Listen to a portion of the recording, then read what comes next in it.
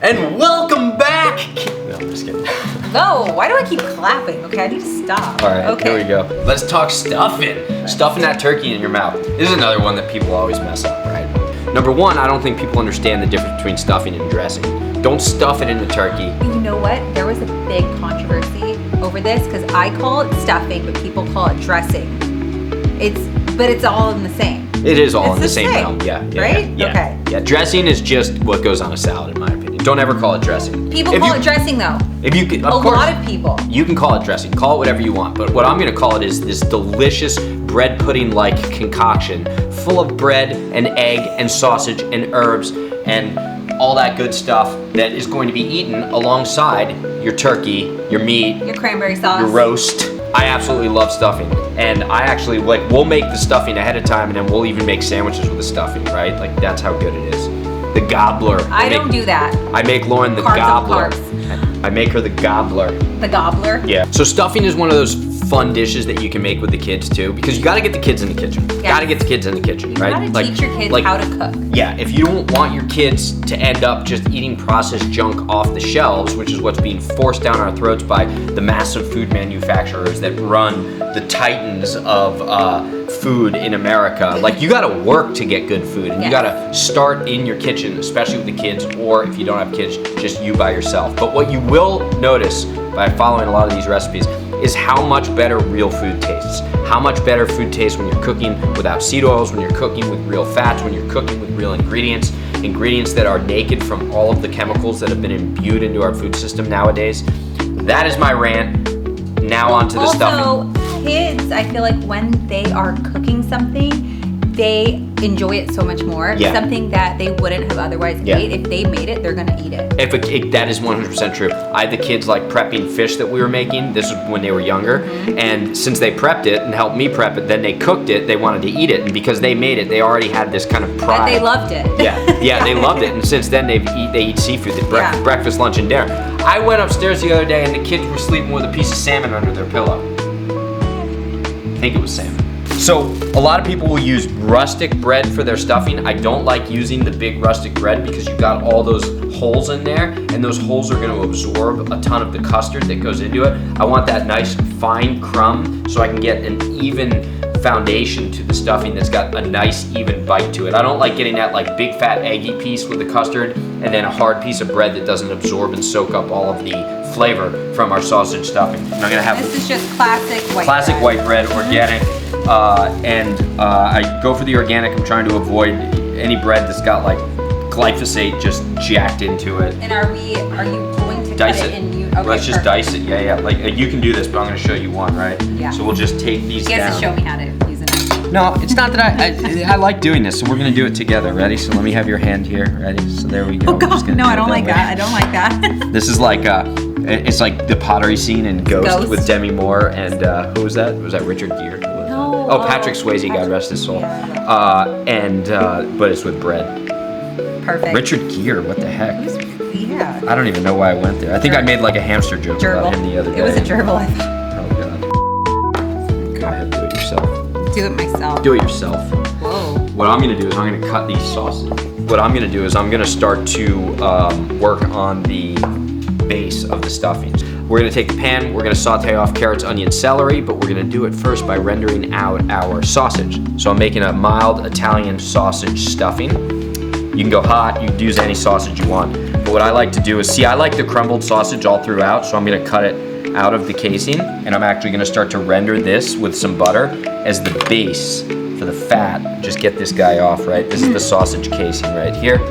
Now all these sausage casings, I'll save these, I'll just throw them like on the neighbor's door handle or something like that. So here you go. So first, let's get that pan on and I'll throw the sausage in there. Now, you don't have to get the pan hot, we're gonna render it off, right?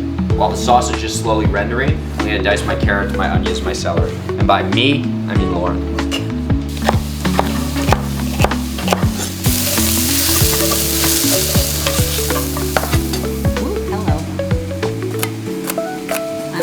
To your standards. This is great. Look at this. Chef. Hold on, that cut is off by a millimeter. Whatever. Now this one, once again, you want to do a finer dice for the stuffing, but it doesn't have to be perfect. Do our regular old diced onion. Oh God, I got too excited. Okay. Oh yeah, baby. Oh yeah. Oh yeah, canasta. So we've got, the thing is, all of this can be going at once, right? Like within 2 hours, you can bang out your cranberry sauce, your bird. Do this a couple hours ahead of time, right? Like the key for Thanksgiving is to prep ahead of time, right? You can even start prepping right now by cutting your herbs, your garlic, your spices, putting them in ice cube trays, a little bit of water in there, sticking it in the freezer, so when you're cooking, you just pull out 1 ice cube at a time, throw it in your sauce, throw it in your soup, throw it in your kids' hot chocolate, they'll love it. We're gonna throw this in the oven and we're gonna dry the bread out in the oven. We're gonna actually cook it, like toast it in the oven. We're not gonna get it too brown, but we're gonna toast it, get that moisture out so we can replace that moisture with the delicious custard mixture we're making right now. Sally sells seashells at the seashore. And so we'll probably toast this bread now for 10 minutes, get this going in the oven. So we toasted our bread. We took it even a little bit to a nice golden brown toast, which is fine, that's only more flavor, right?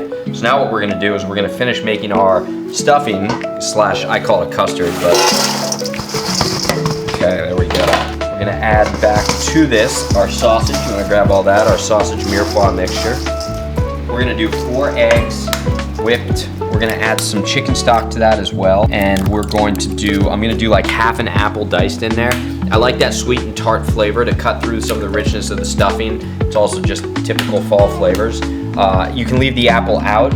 And if you weren't gonna use the apple, I would do like a little, just a dash of vinegar. A 1/4 cup of stock for every egg, so.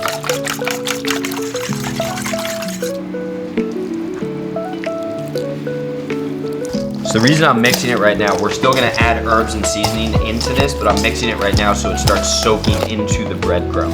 That's what we're looking for. So now we're gonna grab sage, thyme, a little bit of Aleppo pepper, and then I'm gonna dice this green apple and add it in there as well. Lauren's grabbing those herbs. And I'm just gonna do about 1/2 of a green apple for this amount. Do a medium fine dice. Toss that in. Sage is the essential flavor in the stuffing, if you ask me. We'll mix some of the thyme in there too, because that's a little woody. Okay, there we go. So about 2 tablespoons. Some Aleppo pepper, okay? Just for spice, just a little bit of Aleppo pepper in there. And then I'm gonna do some harissa, okay, which is like a Moroccan red pepper sauce. Harissa, it's great. It's like somewhat fermented red pepper paste. There we go, okay. So this is gonna be like, this is why I didn't use the spicy Italian sausage, was because I knew I would be adding some of my own kick to this. This is the consistency we want right here, okay? So like, you still want it to be pretty wet because it's gonna bake. If it's dry at this stage, it's gonna be way too dry when you pull it out. Like I said, you want it to be wet, almost like wet sand. So Lauren is going to grease this baking dish with pork fat. Neutral flavor, but I do like that it's a little bit sweeter, you know, kind of on the finish, on the exterior. And we're gonna bake this in the oven at only 300 degrees because we don't want it to curdle. We don't wanna make scrambled eggs. Remember, there's eggs in there, so you almost treat it like a custard. You're gonna go low and slow to start, and then we'll blast it at the end to get a nice golden brown on the top.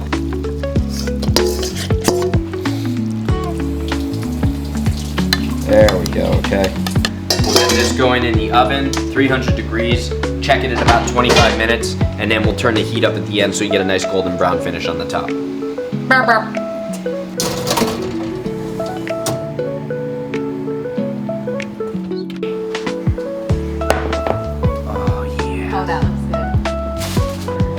Gonna put this all over the top of the stuffing. That herb and ghee mix. Yeah, that right there.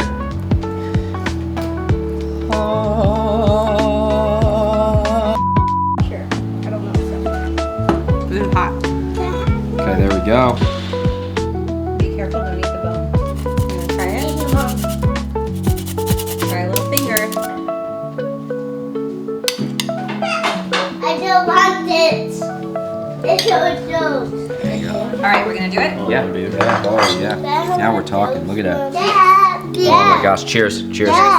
Dad. Yeah, Bob? Mmm. Yeah, you want to try some of this? No. Here. It's hot.